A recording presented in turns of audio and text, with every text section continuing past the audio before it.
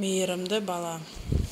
Қытай жұртында ескі заң бар. Біреуді алдағандығы мойнына түскен кісінің қолын кесетұғын. Бір төре осындай іспен күнәлі болып, әлгі айтылған жазаны беруге тұрғанда күнәлі төренің жас қыз баласы әкем үшін жауап беремін деп мәлім болды. Қызды патшаға алып кетісті. Тақсыр патшам, деді қыз, менің әкем жазаға лайық болғаны рас, соның үшін қолынан айырылуы керек болды. Мінекей тақсыр, әкемнің қолы, деп өзінің қолын көтерді.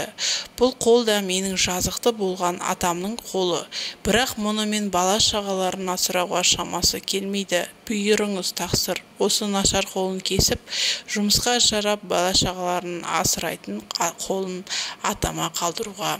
Патша баланың мұнша атасына мейірімділігіне рақымы келіп, төренің күнәсін кешті, дейді.